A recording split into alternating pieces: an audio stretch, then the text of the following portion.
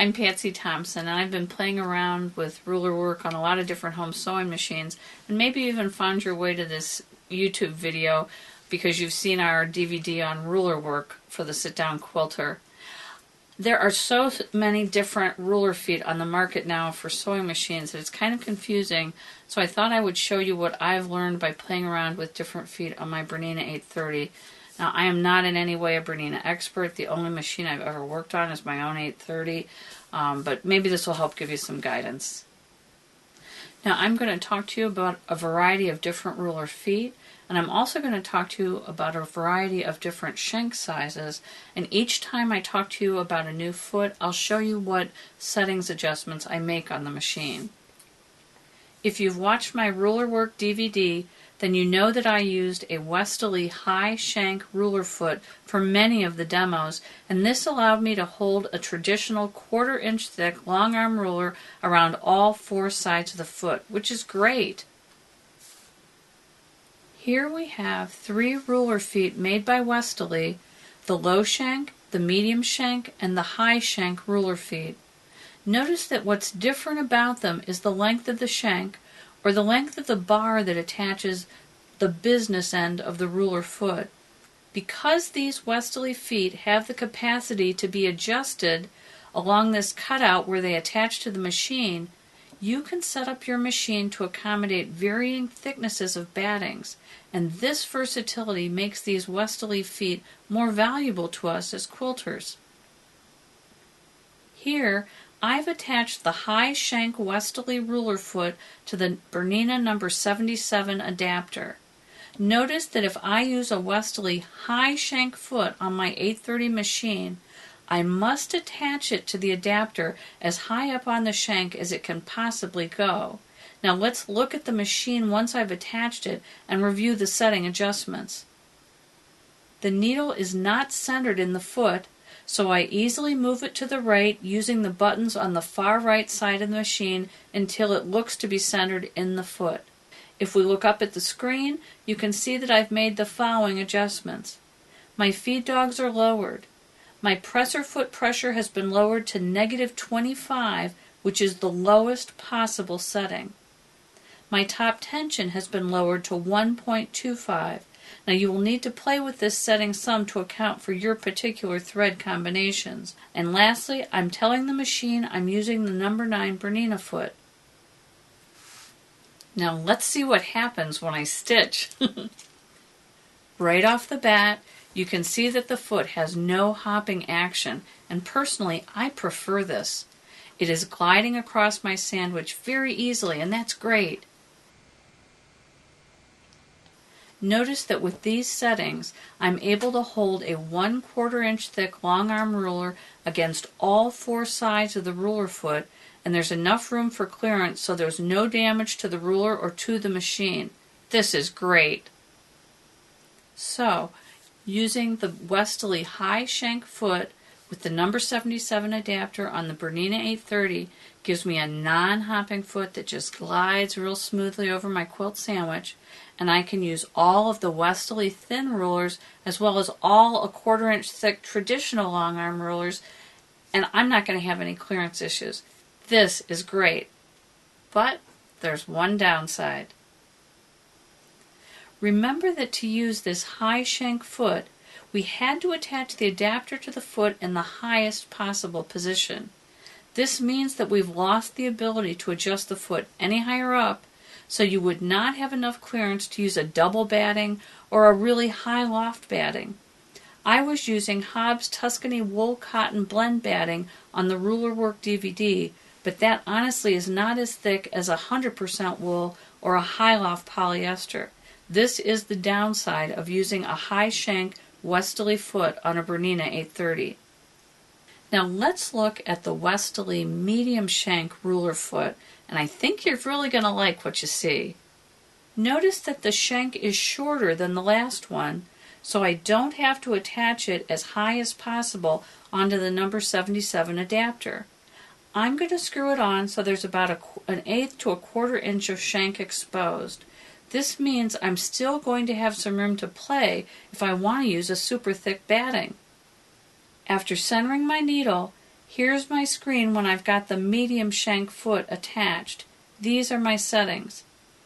Feed dogs are lowered. My presser foot pressure has been lowered to -15. Notice that you still have room to adjust this setting both up or down depending on what batting you're using. My top tension has been lowered to 1.25, and again you'll need to play with this setting some to account for your particular thread combinations, and I've told the machine I'm using the number 9 Bernina foot. Again, the foot does not hop, and it easily glides over the quilt sandwich. Notice also that in addition to being able to use this with the thin Westerly rulers, I can also safely hold a 1/4 inch traditional long arm ruler on all 4 sides of this foot. This is great. So if I use the medium shank Westerly ruler foot on my Bernina 830, the foot does not hop, which I love, and I have the ability to alter how I connect or where I connect the foot to the Bernina number 77 adapter, as well as the ability to adjust my presser foot pressure either up or down so I can accommodate really thin or really thick battings. And I can use not just the Westerly thinner rulers, but all 1/4 inch long arm rulers on all 4 sides of that ruler foot. This is great. This is a win-win combination. But if you're going to use 1/4 inch or thicker rulers in this setup, you need to be careful and check to make sure you have adequate clearance if you attach either the foot to the number 77 adapter so it sits lower than I've shown you, or if you increase the presser foot pressure significantly. Both of these actions will reduce the clearance and may make it unsafe to use the traditional long arm rulers with the medium shank adapter. This is a great setup, and honestly, this is going to give you the most versatility of all the Westerly ruler feet for your Bernina 830, but remember that it's your responsibility to determine these clearance issues, and if you don't take the time to work safely, then you will be responsible for any damage to your machine or to the ruler. The bottom line is you need to be a responsible quilter, and this is your responsibility, not your Bernina machine dealer's responsibility. Now, what you're seeing here is the Westerly low shank ruler foot with the number 77 adapter. It works great, but notice that the foot has a hopping action, and we were able to get rid of that feature with both the medium and the high shank Westerly feet. Also notice that there isn't enough clearance for a traditional 1/4 inch long arm ruler behind the Westerly ruler foot. So you can use the thinner Westerly rulers with the low shank foot, but you can't use the full range of ruler thicknesses on all 4 sides of that foot. Now, having a variety of ruler feet options like this is really helpful, especially if you are trying to outfit multiple different sewing machines, even different brands of sewing machines with ruler feet, because you'll find there's a lot of crossover. I've only used these feet on my Bernina 830, but what the Westerly people have told me is that you can use these on any of the Bernina Series 7 or Series 8 machines. If your machine is outside of that range, nothing I've told you today applies. Now let's look at one more thing. You need to be extra careful using any Westerly ruler foot on any sewing machine, whether it's Bernina or not. This means that you don't want to lower the needle when the presser foot is in the up position, and you don't want to raise the presser foot when the needle is in the lower position. If you don't follow this rule, you could damage the needle bar by striking it with the foot, and the repair would be your responsibility, not your Bernina dealer's responsibility. Now let's take a look at the Bernina number 96 long arm ruler foot on the Bernina 830 sewing machine. The foot attaches directly to the machine, so no adapter is needed. After making sure my needle is centered, I make the following adjustments on my screen. Feed dogs are lowered. My presser foot pressure has been lowered to around +7. Note that you still have room to adjust this setting both up or down depending on what batting you're using. My top tension has been lowered to 1.25, and again you're going to need to play with this setting some to account for your particular thread combinations. And because the machine does not recognize this foot, I've told it I'm using a number 9 Bernina foot. The foot does have a small hopping action as it moves smoothly across the quilt sandwich. I have enough clearance to safely use even the 1/4 inch traditional long arm rulers with the number 96 foot. Because I'm really in the mid zone of presser foot pressure, I have a ton of room to make adjustments, so I can use very thin battings up to very thick battings. This is really nice. Remember, Bernina developed foot number 96 for their long arm machines, not for the Bernina 830. And what that means is, just like with the Westerly feet, you've got to be super careful as you raise and lower the needle and the foot, because you could inadvertently strike the needle bar with the foot and damage it. And again, that's going to be your financial responsibility, not your Bernina dealer's responsibility. Now let's talk about one more foot on the Bernina 830, and that's the Janome convertible foot and the Janome ruler toe.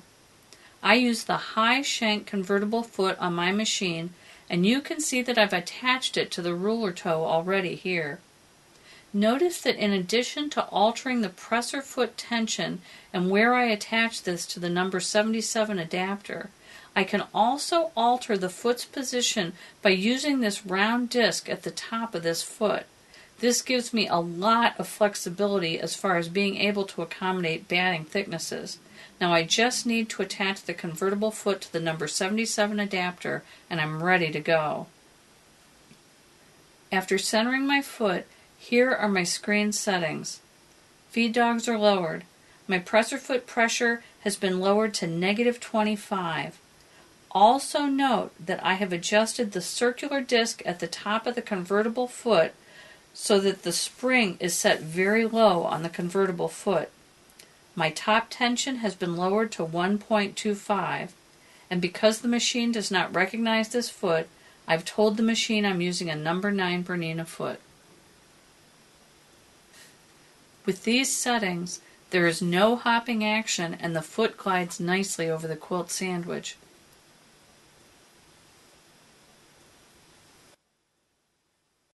Also notice that I can use the 1/4 inch long arm rulers against all sides of the ruler foot.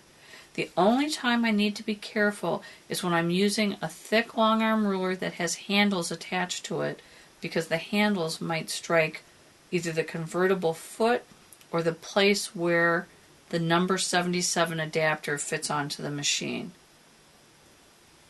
There you have it, 5 different ruler feet, and yet none of them was designed for the 830, but they all work really nicely.